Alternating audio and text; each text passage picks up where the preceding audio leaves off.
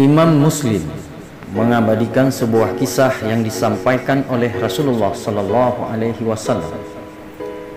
Kisah sebuah ketulusan kunci mendapatkan hidayah dan kemuliaan. Disebutkan bahwa Rasulullah sallallahu alaihi wasallam bercerita tentang seorang kiai yang sangat gemar beribadah. Ia sengaja memilih tempat yang jauh dari kebisingan kota. Di atas gununglah yang jadi pilihannya. Cukup lama ia berada di tempat tersebut. Hari-harinya adalah hanya untuk bersujud dan berzikir kepada Allah Subhanahu wa ta'ala. Di tempat yang berbeda, yaitu di tengah kebisingan manusia mencari dunia, hiduplah seorang pemuda yang bergelimang dalam dosa dan kenistaan. Ia adalah preman pasar yang dalam kesehari-hariannya adalah menimbun dosa.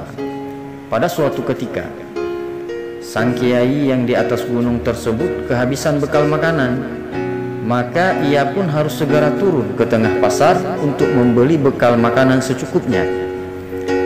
Dalam waktu yang bersamaan, preman pasar yang terkenal dengan kejahatan tersebut tiba-tiba bergerak hatinya untuk bertemu dengan kiai yang tinggal di atas gunung.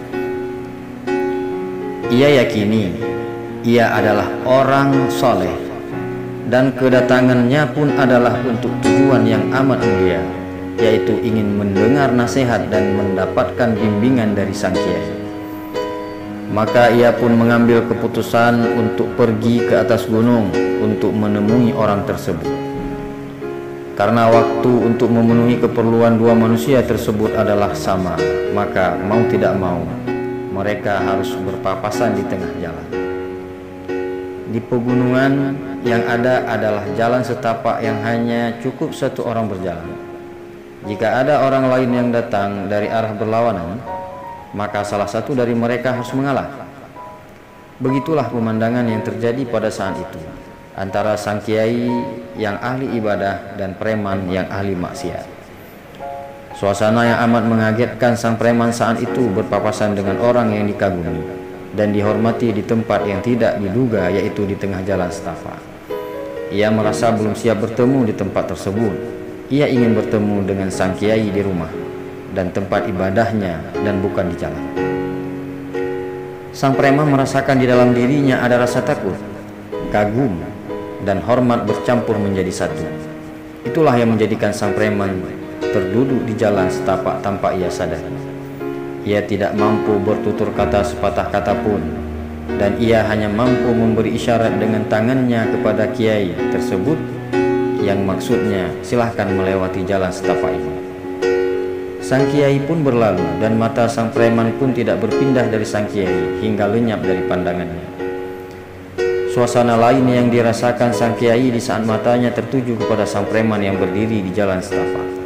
Ia merasa risih dengan pemandangan itu, maka ia pun melewati sang preman dengan kesombongannya. Ia tidak mengucapkan salam kepadanya. Ia tidak bertanya keperluan dan tujuan sang preman ke atas gunung.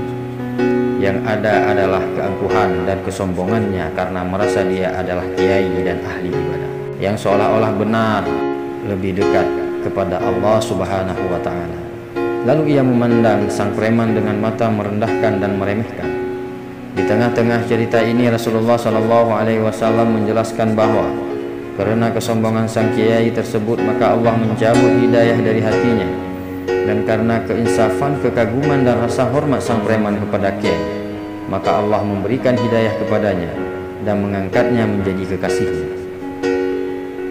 Itulah penjelasan dari Rasulullah sallallahu alaihi wasallam bahwa orang yang katanya ahli ibadah, alim, soleh, akan tetapi jika itu semua menjadikan ia merendahkan orang lain, maka hal itu akan menjadikan sebab dicabutnya hidayah Allah Subhanahu wa ta'ala. Begitu sebaliknya, biarpun seorang bergelimang dalam kejahatan dan kemaksiatan, akan tetapi ada keinsafan, kekaguman dan cinta di hatinya kepada para ulama, orang soleh dan ahli ibadah, maka hal itu akan menjadikan sebab mendapatkan hidayah dari Allah Subhanahu wa ta'ala. Itu adalah cerita dari Rasulullah SAW untuk kita umatnya, yang isinya adalah nasihat dan peringatan bagi kita.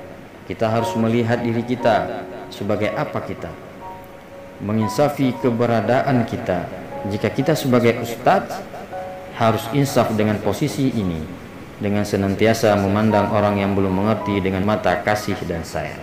Wallahu a'lam bishawab.